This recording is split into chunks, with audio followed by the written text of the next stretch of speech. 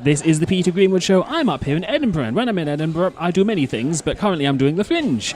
And I have somebody who's doing a show up here. Could you tell me your name and your show title, please? My name is Harvey Cobb, and my show is called Pink Boots and an Alcoholic Sock Puppet. How are you today, Harvey? I'm pretty good, pretty tired, but pretty happy. Happy to be here. Yeah. So I can see some pink boots, but I can't see an alcoholic sock puppet.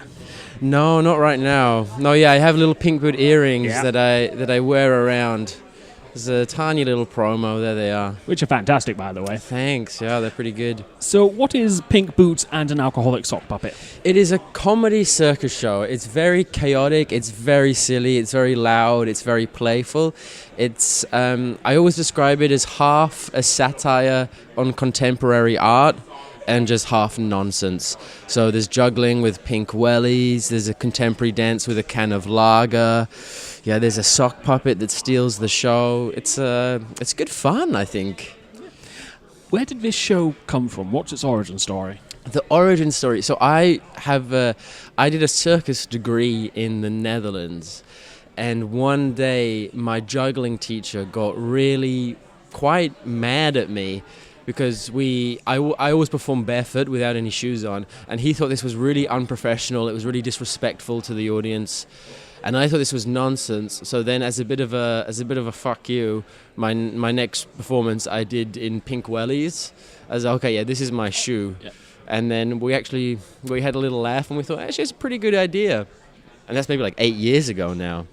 So the pink wellies have taken you far in life. They've taken me far, yeah. This one little fight, I've got a lot out of it. Which is brilliant. You're getting your bang for your buck. Absolutely, yeah. So I don't know what clown classes are. What was your clown class like? My clown class, so I wasn't... I did a circus school, so I didn't do a clown school. So circus school is, there's two here in the UK. There's one in Bristol, one in London. I went to one in Rotterdam, and it's sort of, you have classes in your specialization, which could be like juggling or trapeze or tightrope walking, and then you also have like group classes in dance, in acrobatics, in circus history, and this sort of thing. And what was your preferred subject to study? My my specialization was juggling, so I was there as a juggler, but I wasn't such a good juggler, which is why I started juggling the boots. Because, I'm the best boot juggler in the world, I think. I don't think there's another one. So I started juggling the pink wellies to sort of get my own thing. But it's got to be juggling. I can't juggle. I can barely toss something in the air and catch it. Yeah. This is probably kind of a broad question, but how do you juggle, and how does that come into the show? It does come into the show. How do we juggle? The boring answer is just a lot of practice, just like a lot of hours spent doing the same thing again and again and again. There are a few pretty hard tricks in my show, and the truth is I've just maybe like for the past 6-7 years just done them every day. And still they're not 100%. You're getting there, though. You've done more than I have, which is an accomplishment. There. Yeah. So, where does the alcoholic sock puppet come into it? Where does it come into it? You know what? I actually don't know where it came from. I think I had one day of creation where I just drank maybe like 14 cups of coffee and made what I think is the weirdest 10 minutes of the show. And that just stuck. And I think it's the best 10 minutes of the show. And that was when the alcoholic sock puppet came in. I wouldn't want to spoil it too much where it exactly comes from. But I've got a pretty good selection or collection of socks now. So it's a literal sock puppet? It's a literal sock, yeah. Maybe not a sock puppet, but it's definitely a sock. Does the sock puppet have a voice? It does have a voice. Is the voice you? The voice is my voice, yeah. How do you differentiate between you and the sock puppet? Well, there's 3 characters in my show. So there's the sock puppet who is sort of has the voice of a raspy old Yorkshireman. And then there's also my evil producer, she's in the show.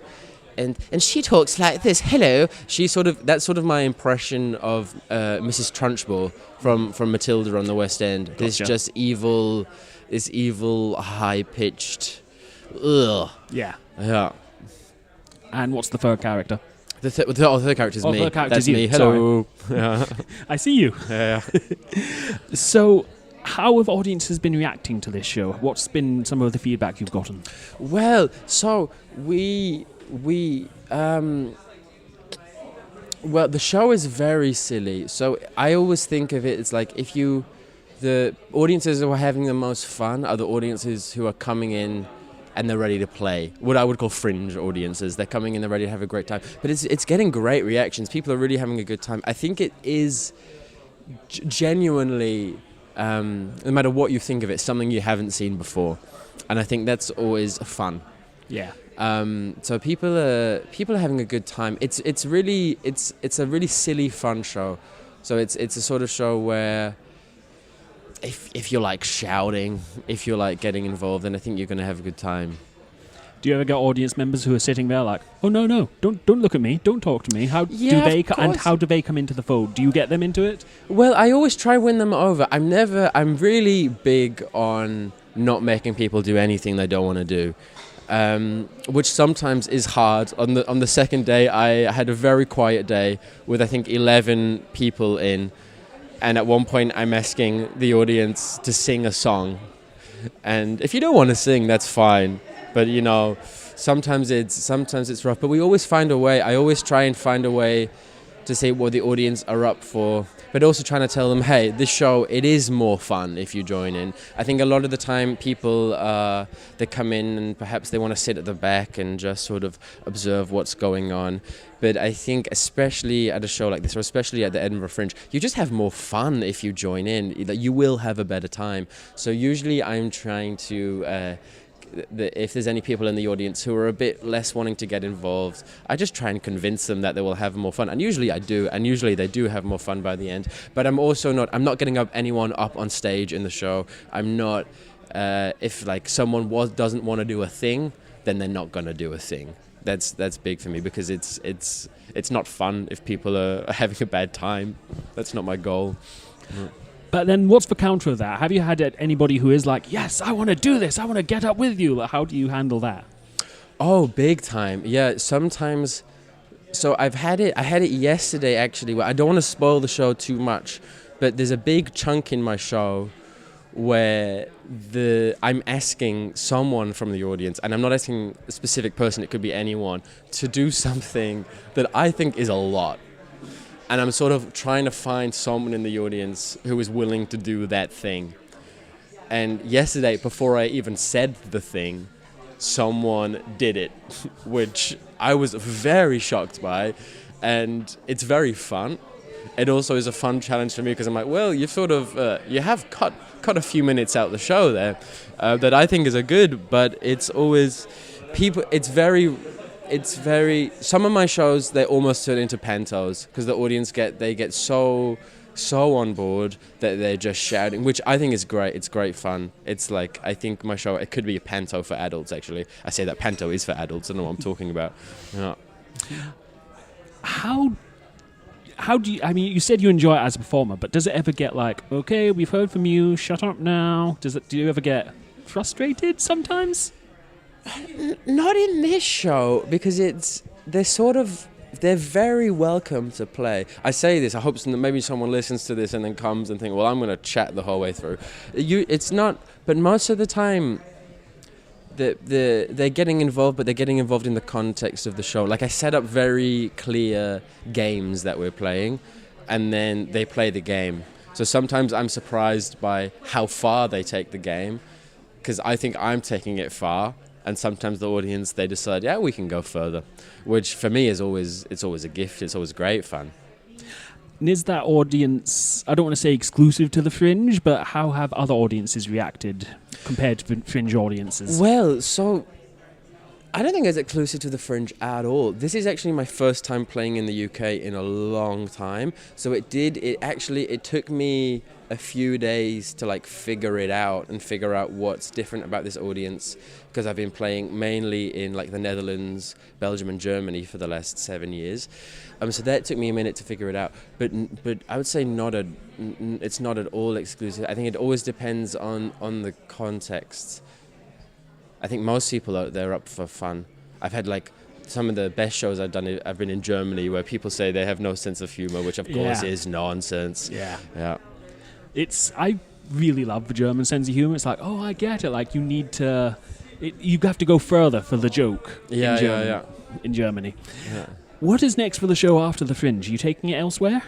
I hope so. I haven't got anything super locked in, but I'm hoping I can bring it more around the UK, because like I said, it's my first time bringing it to the UK, so I would love to play it or hear more. I'd love to take my boots around. And the Alcoholic Sock Puppets as well. And the Alcoholic Sock Puppet, he'll be on the way. Where can people find out more about you and the show? You can follow me on Instagram. My name is Harvey Cobb. My Instagram is @HarveyOnTheCobb, or my website harveycobb.com, and then on the Ed Fringe website, on the Underbelly website. Thank you so much for your time today. Thank you so much for having me. Harvey Cobb, Pink Boots and an Alcoholic Sock Puppet is playing at 5 p.m. at Big Belly at Underbelly Cowgate every day until the 30th, not including the 25th. For more information, go to edfringe.com and search for Harvey Cobb. Until next time, I've been Peter, I've been to the Fringe.